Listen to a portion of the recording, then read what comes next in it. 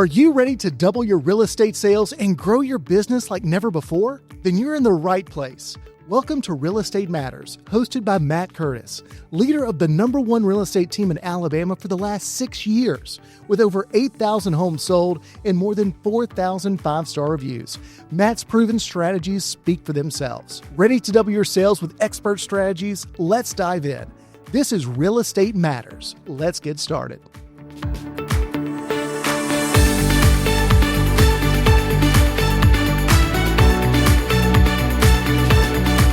Welcome back to the Real Estate Matters podcast. I'm your host, Clark Dunn, here with Matt Curtis of Matt Curtis Real Estate. Well, I'm excited. I think we've got a really exciting topic for a lot of agents today. Yeah, and so today's topic, we're talking a little bit about lead generation in 2026. We're recording this kind of the end of 2025, Right. So this is perfect timing.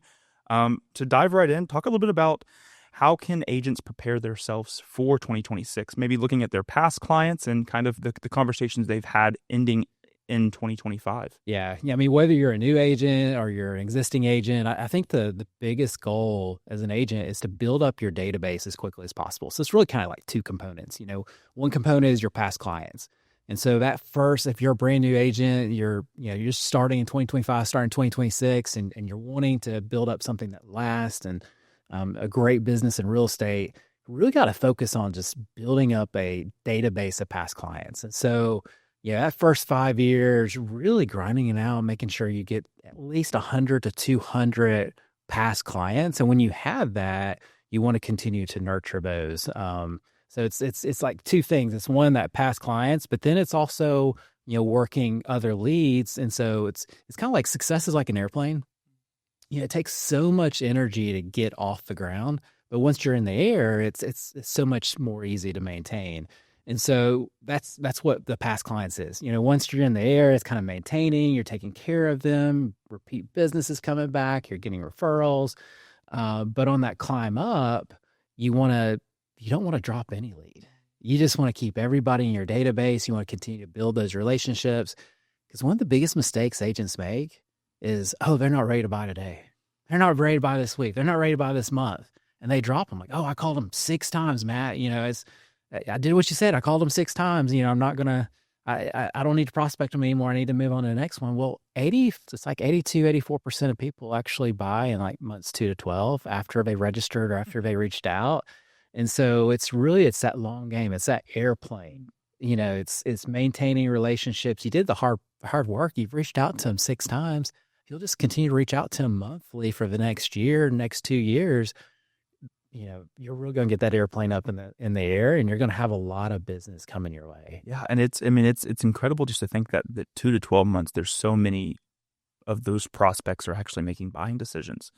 Talk a little bit about kind of the 2 different areas of leads. There's the portal leads and web leads. Talk a little bit about some of the differences and kind of maybe some tricks or some tips you would give real estate agents. Yeah, I mean, there's a lot of different lead types that are out there, but if you're a new agent, if you're trying to build up your database, those are 2 of the best places to start.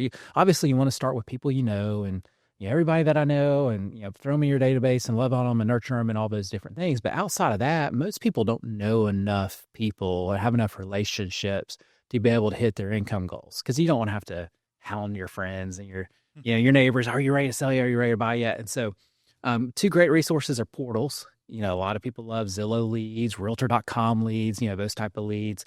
The advantage of those are they're down funnel. They're typically raising their hand. Hey, I want to go see this home.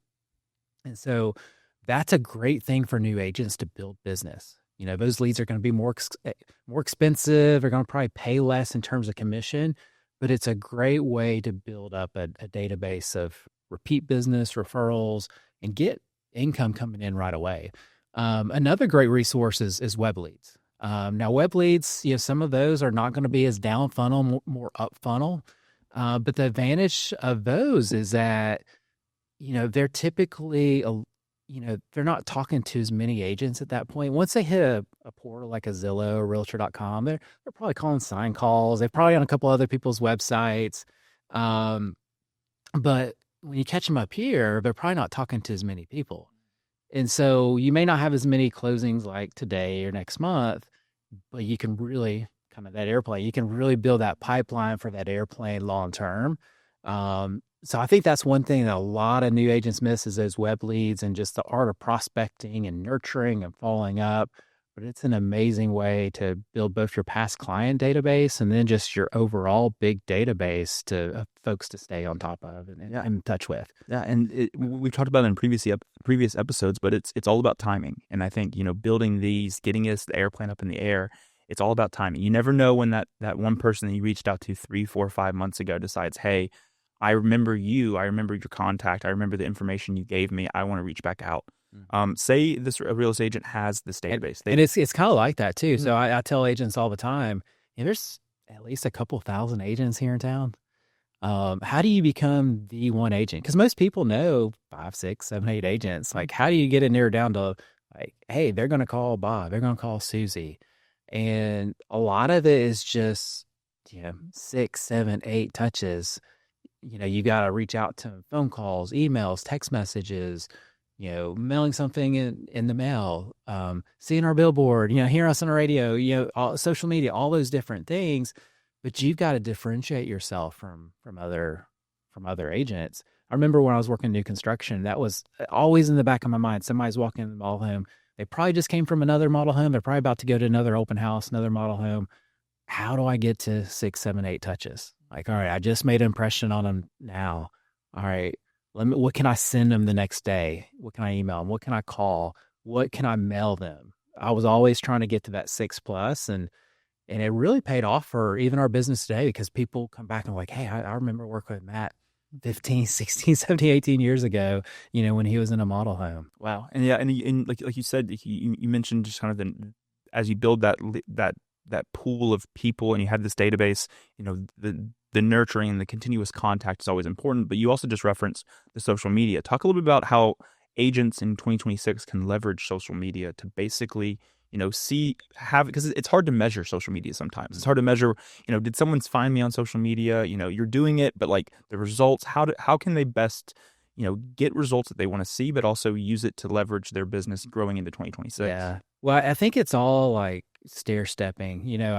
A lot of agents, they get into, hey, I want to be a social media influencer, or I'm just going to be on social media all day and get all my business that way. It can be a good supplement, but I don't think it's the place you start. I think the place you start is, people and then building that database of past clients from, portal leads and web leads and then those type of things. And then from there, once you've got past clients, you're friending them on Facebook because, like at our team, we feel like our clients are our family and friends. And so we want to continue to stay in a relationship with them. So that's one thing. But once you've kind of got that airplane up in the air, that's when you really want to more focus on social media side of it. One of the biggest mistakes I see a lot of agents make now is trying to create their own company page. Company pages are almost irrelevant now on social media. So you really got to be posting off of, your own personal page.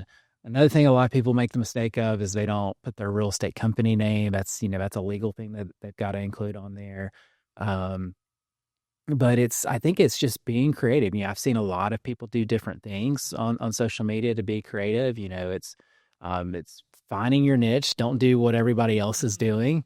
Have a voice, have an opinion, and, just show like who you are on social media. I think people want to see the business side, but I also think they want to do business with people they know, like, and trust. Yeah. So show your personal side. Not everybody's going to resonate necessarily with who you are, but some people are. And you want to find that tribe of people that want to work with, folks like yourself. Yeah, and like you mentioned, there's so many real estate agents in the Huntsville area to choose from, and if I feel like at the decision making process for somebody looking for an agent is who do I not just necessarily like are they an agent? Have they sold a home? It's who are they? Do I like who they are and what they do and what they believe in? Yeah, and they also can sell my home and buy and help me buy a home, and like that's the decision making process. Yeah. And that's another like point of like, this is why I know social media doesn't work just in of itself, because 70% of agents sold 0 homes in the last 12 months. And so if social media was like the end all be all, everybody would be selling a bunch of homes. But that's the biggest thing is like, don't just start with social media. That needs to be a supplement, incorporate it into your life. The other thing I think with social media, so is it's really easy to get in that comparison game. Facebook is fake book. Everybody's putting their highlights on there. Nobody's putting their losses on there. So I think for real estate agents, it's important that they don't linger on for anybody. You don't linger on social media. You get on, you get off. You're posting what you need to post. You're catching up with people that you need to catch up with. But you're not playing that comparison game because you're really running your own race. It's not a competition against this agent or that agent or this agent in another city or anything like that. It's about running the race that you're running. But it's really easy to get in that game. Well, this agent is doing this. And, the ugly part of our industry is that it's a lot of, I guess people say on social media too much and people just get jealous. It's like, oh, this agent's being successful, and they like to throw rocks and they like to, make up stuff about people. That's just not true. And, our industry doesn't really build each other up very well. And so that's one of the things that I would probably stay away from an agent standpoint is, making sure you don't get in that comparison game. Don't get into that. Oh, well, let's attack this real estate agent on social media, or, oh, well, I'm so jealous that this person's on vacation. It's like, live your life, and bring goodness to social media, and don't allow it to distract you, or get jealous of what other people are doing. Yeah. And so transitioning from kind of the social media kind of blueprint, looking at 2026 into kind of our final sort of topic for this discussion, but kind of the mass media. Talk a little about some of the other ways and maybe some of the unique things that you've tried, that you've done, that maybe some agents don't really think about as being a useful way to garner leads and nurture these leads in 2026. Yeah. And so this one's definitely not for everybody. That's like the biggest caution I'll tell a lot of agents, a lot of teams. I've seen a lot of people like, oh, Matt Curtis Real Estate, they're doing billboards, or they're doing this, they're doing that. I should do that. Well, everybody's kind of recipe's a little bit different. It's like making chocolate chip cookies. You got to make sure you have the right ratio. And so it's kind of like if you were making chocolate chip cookies and all you did is put the chocolate chips in there, that's going to give you a bellyache. If you just eat a bowl of chocolate chips. But that's what some agents do. They're like, oh, well, billboards are working for them. Let's go do that. Well, you kind of missed a few steps in the process. And I've seen so many agents go broke and get on in and get off of it because it's really, really expensive. It's one of those last components you do. You really got to have a solid foundation of past clients and a database and a really good web lead and portal program and all these different things. But once you have that, it's a great multiplier of everything that you do. Because in of itself, a billboard, like, who's this agent? What are they? A lot of real estate agents don't even understand like branding and copy, and they try to put 50 words on a billboard and nobody even can read it, or they don't know what the messaging is. And so there's just so many things to learn before you get to that point. But when you do, it can multiply everything else. If you've got, it helps you stay on top, stay top of mind for your past clients. It helps that web lead that you just talked to. They're like, oh, wow, I just talked to that company online as they travel down and they see the billboard. So it helps bring in leads through, those methods, TV and radio and billboard. But then it also compounds everything else. But you got to have a base that it'll compound. And so you don't want to put the cart before the horse and say, hey, I'm new to real estate agent. Let me go buy 6 figures worth of billboards out there. Yeah. And I think it's interesting too. I think the whole kind of lead gen is back to that chocolate chip analogy. It is not putting all your chips in one basket. Yeah. It's sort of the lesson, the takeaway that I would see for most real estate agents from this conversation is, it's good to do a little bit of everything. It's good to kind of see, where you are in your career journey and kind of seeing what maybe is useful for you. Mass media, billboards. Hey, I'm new to the career. I've only been in it a couple of years. Probably not the best financial decision now, but maybe in 10 or 15, sure. Like maybe that's an opportunity for me, but not, putting in all your success in social media. Hey, if this clip doesn't get, 10,000 views, I'm not going to be successful. Mm-hmm. It's like, well, you're probably not going to get 10,000 views. Yeah. So, but if you do all these other things, it's going to be a way to touch and nurture and have people remember you and remember your name. Yeah. I mean, that's a really great insight because, I see all the time, like agents having like one pillar. A lot of these big teams across, different states that are even like number 1 teams or number 2 teams, like 80% of their business is Zillow or it's this. It's usually it's Zillow, and that's a challenge. What if something happens to them or something happens to that relationship? Your business is gone overnight, and so I think it's really important. You kind of start with like 2 or 3 pillars, do them excellent. You don't want to start with 10 because you're going to spread yourself thin, but get those 2 or 3, make them excellent, and then add a 4th, then add a 5th. And that's really the game of real estate is you want to do really excellent at this, and then web leads, and then excellent at portals, and then excellent at sign calls, excellent at open house, and just expand those, going forward. But don't put, like you said, don't put all that eggs in one single basket, because there's a book out there, Who Moved My Cheese? The cheese always moves. It doesn't matter. Like you can keep going back and like, oh, the cheese was so good right here. Like I knew how to find those leads. The clients were amazing. I made money. I served clients, all those different things. But one day it's going to move. And are you going to stay there and you're going to stay depressed about it? Or are you going to be able to go find it again?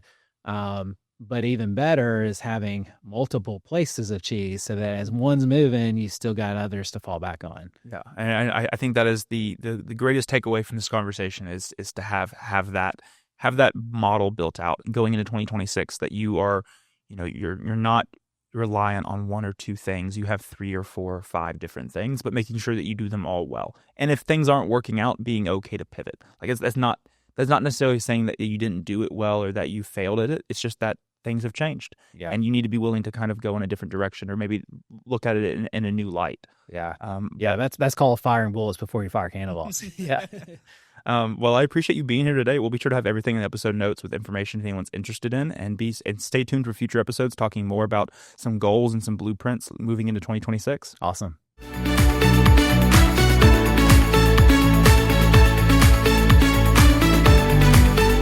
That's a wrap for this episode of Real Estate Matters, helping you double your sales and build a thriving business.